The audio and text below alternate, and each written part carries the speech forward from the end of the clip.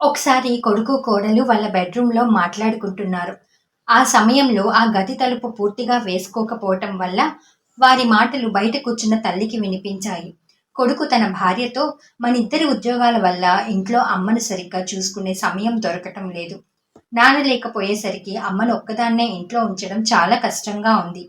అమ్మకి ఎవరైనా తోడుండాలంటే వృద్ధాశ్రమానికి పంపించడం మంచిదని అనుకుంటున్నాను. అక్కడ అమ్మకు సరైన సౌకర్యాలు, అలాగే అక్కడున్న వృద్ధులు ఆమెకు తోడుండి ఆమెను చూసుకుంటారు" అని చెప్తాడు. కొడుకు మాటలు విన్న కోడలు, "డబ్బు సంపాదించడం మన జీవితానికి అవసరమే.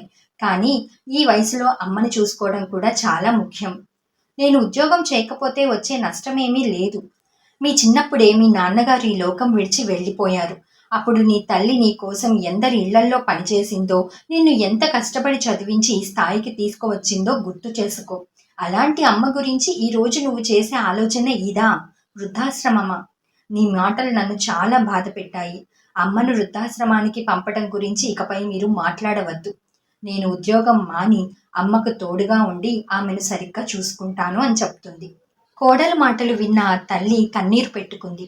"దేవుడా! నాకు కూతుర్ని ఇవ్వనందుకు నిన్ను ఎన్నోసార్లు నిందించాను. కానీ నువ్వు నాకు కూతురులాంటి కోడల్నిచ్చావు. నీకు ఏ విధంగా కృతజ్ఞతలు చెప్పాలో నాకు అర్థం కావటం లేదు" అంటూ ఏడ్చింది. ఆ కోడలి మంచి మనసుకు ఒక లైక్ వేసుకుందామా? ఈ వీడియోపై మీ అభిప్రాయాన్ని తప్పకుండా కామెంట్ చేయండి.